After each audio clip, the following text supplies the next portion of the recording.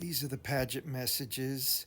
Samuel, continuous life of a man after the death of the body as shown by the manifestations of nature is not conclusive. I am here, Samuel. I desire to write for a short time on a subject that is of importance to those who are in doubt as to the reality of the future life. I know that a vast majority of mortals believe in a future existence and that the immortality of the soul, but there are a considerable number of mortals who do not know these facts or who have no belief regarding the matter and simply say, I don't know. It is to these latter persons that I wish to write.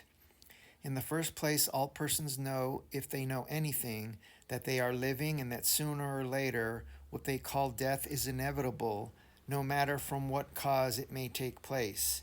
To live, then, implies that there is such a thing as continuous life, and to die to these people demonstrates that the life with which they are acquainted ceases, and that the material body in which this life manifests itself gradually disintegrates into the original elements that compose that body.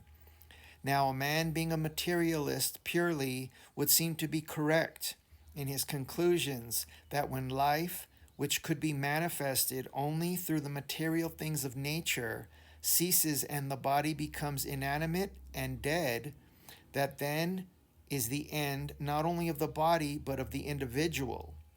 And if there existed no other manifestations of life than this physical one, there would be no foundation upon which to base the assumption that the death of the body does not end all. I know it has been asserted in the way of argument that even though the material parts of vegetation die, yet as spring comes round, these materials show forth again the life that had previously manifested itself. And therefore, by analogy, the death of the human body merely means that its life will appear again in evidence in some other body or form. But again, upon close investigation and exact reasoning, it will be seen that the two subjects of demonstration are not alike, because while the material of the vegetable kingdom apparently dies, yet it does not all die.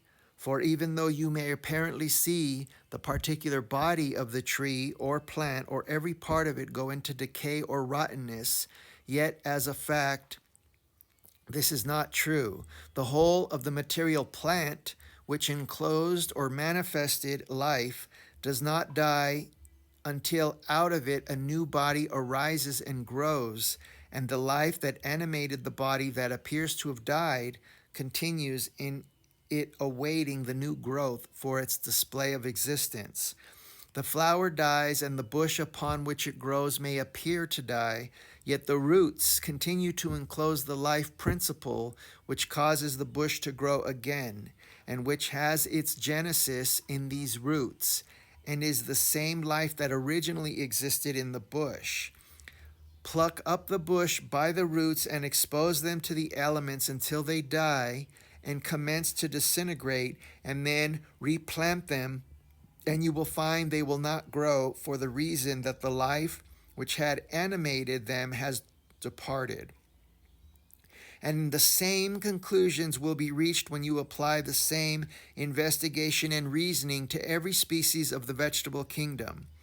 The grain of corn, though apparently dead, is in reality not dead, but continues to contain the life principle, which was the cause of the growth of the stalk and the blade and the ear in the blade. Nothing of the vegetable kingdom will be reproduced or form the basis of a new growth unless some part of the old growth retains in it the life force. There will be a part 2 of this message. Again, these are the Paget messages written 100 years ago, channeled by Jesus and his disciples, available on Amazon, free PDFs at divinelove.org and also divinetruth.com.